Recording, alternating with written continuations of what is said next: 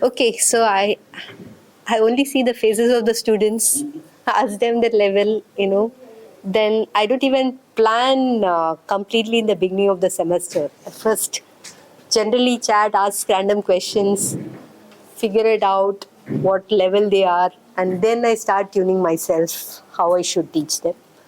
And most of the time, the class strength also, they also don't come to classes. All these things happens, right? Like all of them don't come.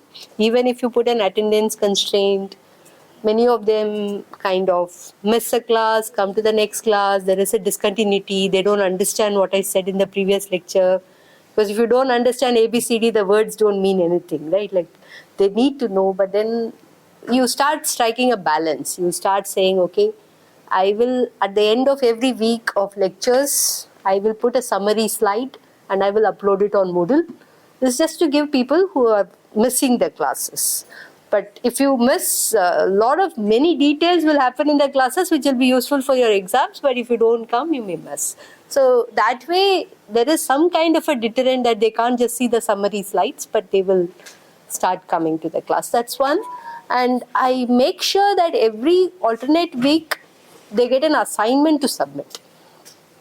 At least 4 problems will be discussed in the class, and another 3 or 4 problems they have to work it out and upload it on Moodle. This is just to make them put their hand and do things and submit it on Moodle. And I have my TAs who evaluate it, and it's all done promptly. Within a week, the evaluation will happen. So that gives them a feeling how much they understand, how much. And during the tutorial session, weekly once we have a tutorial session, I make sure that I ask them what their problems are and so on. Of course, this question keeps coming. A class of 65 whom I teach quantum mechanics, or even group theory, which is relative, there are 70 students, they start asking, only the initial benchers starts asking, the behind ones don't ask. So I try to move around and ask them, kindle them, but it's very difficult. 25% of the class I can keep them occupied. The remaining 75% I find it very difficult, and I try my best, and this is all I've been doing. Yeah. If you have any questions, yeah.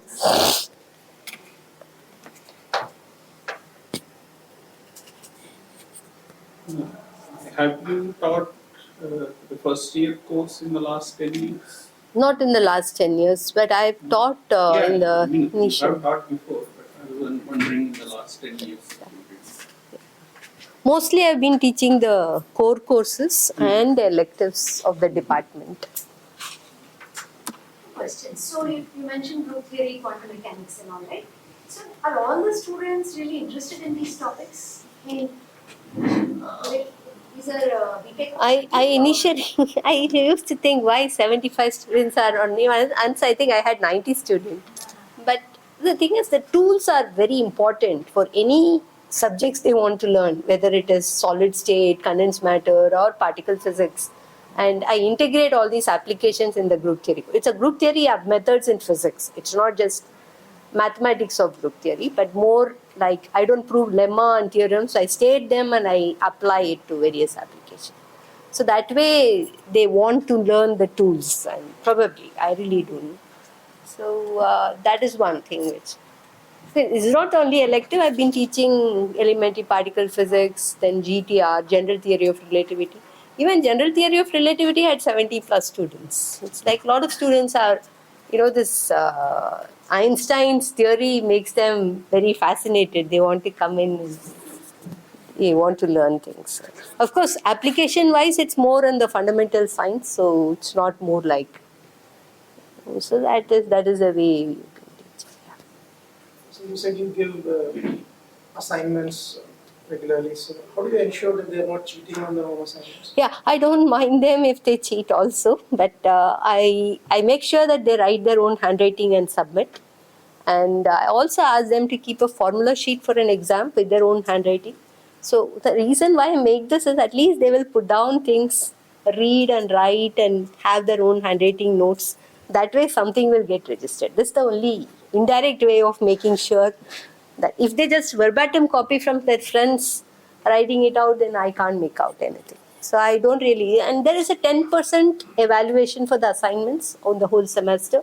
So it's not a big weightage. But 10 marks they will get if they submit it. If it is everything, it's evaluated. So some of them will get 7 or 6 out of 10 also, but it gets evaluated. So there is a spread in evaluations. The 10 marks for the assignments, then they have a quiz, then they have a mid-sem, they have a second quiz, then an end-sem is only 40%. So that's the way I kind of spread it out. And I keep putting, you didn't do well in the quiz, make sure that you come and bother me, get your doubts cleared, or the TA will keep a special session. A lot of things we do because it's a very core course. The quantum mechanics is a core course, and if they don't learn this, the other courses will become very difficult. So that is one of the reasons why I keep pushing them. But other things also, they also come and bother us. They want an extra timing slot for tutorials or a discussion. So we fix a room and we do these things. Do they actually come in the office hours and ask doubts? No, that I kind of tell them it's not possible. We can fix a time for 1 hour slot any time. Even on a Saturday is okay, but I'll book a room and we'll meet there. So off and on meeting me in my office, I don't allow because it becomes difficult. When the institute recommends some, a regular office hour. No, during the office hours also you can fix a slot depending on their timetable. But I fix a room and the time slot and I take the discussion sessions. Like they don't come into my office one by one and keep asking questions. So that it becomes difficult. If 75 students start coming. Recommends, let's say you decide 1 hour Huh. for one fixed hour. Maybe it could be like Monday 5 p.m. to 6 p.m. all weeks, and it's just a free walk-in. Yeah, so that I have not really done so far, but that slot fixing, I give them the class representative is given a freedom to let me know and then we fix it.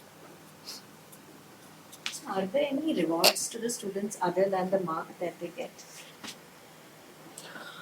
I won't say rewards, but I do put in some kind of a challenging questions. I tell them that if anybody is interested, can present for 10 minutes in their class and, the related topic. If I feel that there's some application in, like, for example, ammonia maser, and I'm teaching them the 2-level problem, they get excited, they go back, look it up, and they put nice 2-3 slides and give a 10 minutes presentation, and they write that in their CV. Beyond that, I don't think I have given them any reward. Is assignments an individual or it's like a group-based assignment? It's individual. They have to do it. They can discuss amongst themselves, but then they have to write on their own and submit it on the Moodle portal.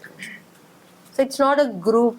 They can group discuss in the hostel or anywhere. Even in the class, they can discuss in the tutorial session, but they have to work it out and so. This assignments, whatever you give, it's like a application based or how is it? It's based on my lectures and the content. Some questions where they need to think about it. Some could be an application, but they need to work on it. Sometimes it may be long, and I tell them that assignments may be taking long calculation, but exams will be short. So this is just to give them a practice. So. Ma'am, how do you identify the suitable learning materials for your class? Like, is it instinctive or is there some kind of a mechanism to identify those learning materials for you? Okay. We follow this is one thing which we follow, like some pedagogical textbook, we keep that as a centered material. We tell them we systematically follow this. Otherwise, to fix the notation, make them understand, they go back, they should be able to read from that textbook material.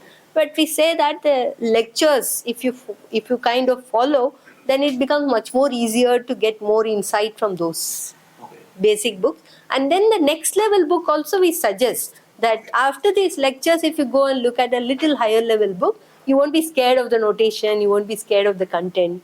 You can start following them. So in the first case, so let's say the first step is towards where you prepare the slides on your own. Yeah, so I prepared the slides with my experience, but centering around the basic textbook. So that they can go and follow those textbook, that particular textbook, not even many books. I just give them one particular textbook. Others are like reference books, which I tell them to see after a couple of lectures. So your area is expanding very fast, especially quantum physics and all. So what are the measures you are taking to update You are a senior faculty, but there may be some faculty development or some other measures. So how you are keep updated? In the lectures, you mean? How I keep them updated with what is... Pedagogically, also in the subject area, also it's moving very fast. I agree, but we do give them the exposure of what is happening in the quantum computation, quantum computers, in quantum technology, a lot of nanotechnology, all these important concepts which we are which we are teaching will be more and more applications they will learn in other courses. This is all I can do in a core course. Yeah. Beyond that, I don't need to, because this is like I would say that this is first level. They anyway do, all the engineers do basic course, but then the second level where the department students, the engineering physics students, have to learn the aspects of quantum aspects, and there is a rigor of level 1, level 2, and level 3 is an elective. So those three are very important for them. So My question is about newer development. So, Nandan, Professor Rama is the one who's doing the cutting edge research. So, that's how. yeah, I work in string theory. It involves quantum theory, and a lot of application unifying all the forces are being attempted in string theory. And of course, I have not been involved in experimental aspects. I'm a theoretician, but definitely my ears are there to see what is happening at the experimental levels. I'm very curious about it. Okay, thanks, Rama. Thanks, Yeah, Rama. thank you.